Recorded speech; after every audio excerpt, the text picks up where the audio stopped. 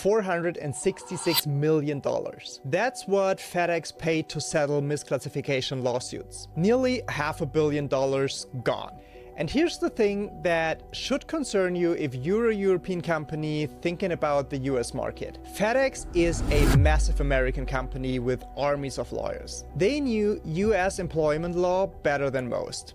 And they still got this catastrophically wrong. So what chance do you have if you're coming in from the outside, trying to figure out a system that works completely differently from what you're used to? What we're breaking down today. What went wrong, what the courts ruled against FedEx, and most importantly, what you need to understand so this doesn't happen to you. The setup. Let's go back to the early 2000s. FedEx Ground had built their entire delivery operations on independent contractors. Drivers who owned or leased their own trucks, run their own routes, and technically worked for themselves. On paper, this was brilliant. FedEx saved up to 40% on labor costs, no payroll taxes, no health insurance, no overtime pay, no workers' compensation, just contractors doing deliveries. And for years, it worked. FedEx was growing. Profits were up, the model seemed untouchable. But there was a problem hiding in plain sight. These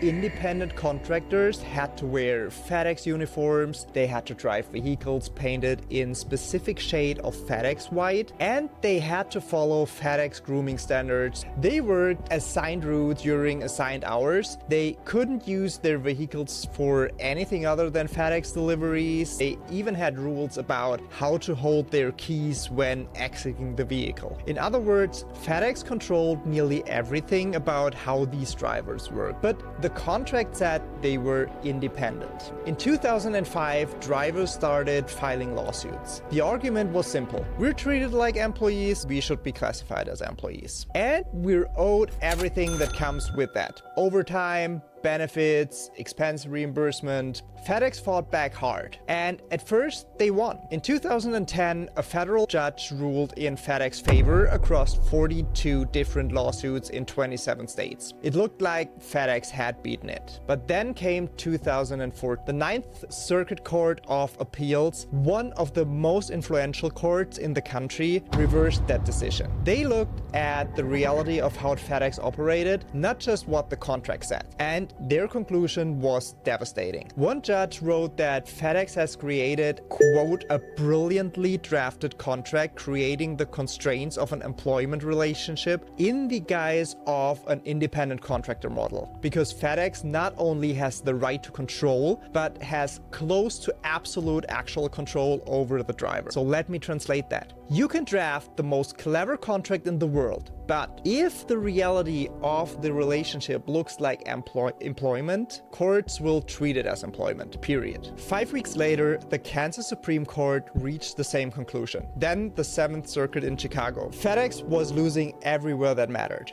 Once those appellate court ruled, FedEx had no choice. The settlements came fast. 2015, $226 million to settle the California case alone. 2016, $240 million to settle cases across 20 other states, plus another $15 million for Oregon separately. Total damage, approximately $466 million.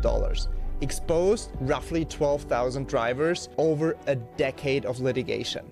And here's what makes this even more painful. FedEx thought they were protected. They had contracts, they had lawyers, they had a system that had worked for years, but the system was built wrong from the start.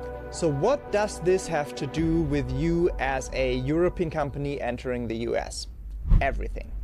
Because here's what I see all the time. A company in Germany or the UK or France wants to test the US market. They don't want to set up a full entity yet. They don't want to deal with US payroll. So they hire a few people as contractors. Sales reps, marketing consultants, maybe a country manager. They think we'll figure out a formal structure later once we've validated this market. But then they start managing those contractors like employees, weekly check-ins, required hours, company email addresses, performance reviews, specific processes that they have to follow. And now you're in FedEx territory. The US doesn't care what you call someone. Courts look at the reality of the relationship, and every state has different tests for what counts as an employee versus a contractor. California has something called the ABC test, one of the strictest in the country. Texas is more flexible, New York has its own rules, and if you're hiring across multiple states, you're dealing with multiple standards simultaneously. This is where companies get into trouble, not because they're trying to break the law, but because they don't understand how different the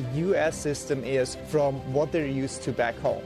Now, here's the part most people get wrong. They think, okay, I'll just hire a lawyer, and yes, you need legal counsel. You absolutely need someone who can draft compliant contracts and advise you on the specifics, but lawyers are usually reactive. They come in after you've already made decisions, after you've already structured your roles, after you've already started managing people a certain way. By then, you might already be exposed. What you actually need before the lawyers is a strategic plan for how you're going to hire in the US. Someone who understands HR compliance and can help you think through questions like, where are you hiring and what are the rules in that specific state? Are these rules actually suitable for contractor status, or do they need to be employment from day one? What does your onboarding process look like, and does it accidentally create an employment relationship? This is the strategic layer that sits above the legal work. And it's where most European companies have a blind spot, because they're trying to apply logic from their home country to a system that works completely different. FedEx had lawyers, lots of them. What they didn't have was a strategy that accounted for the reality of how they were actually operating. And that gap cost them nearly $500 million. So if you're a European founder or executive thinking about the US market, here's what I want you to take away from this. Contractor misclassification is one of the most expensive mistakes you can make. And it's one of the easiest to avoid if you plan for it from the beginning. Don't wait until you've already hired people to figure out your structure. Don't assume what works in Europe will work in the US. And don't rely on contracts alone to protect you, because courts will look at the reality, not paperwork. Get the strategy right first, then bring in lawyers to execute it. If you want to talk through your specific situation and make sure you're set up correctly before you make your first US hire, that's a conversation worth having. Links are in the description. And if you found this useful, I'm going to be breaking down more cases like this, real stories of what went wrong when companies expanded to the US and how you can avoid the same mistakes. So follow along if that's relevant to you. Thanks for watching.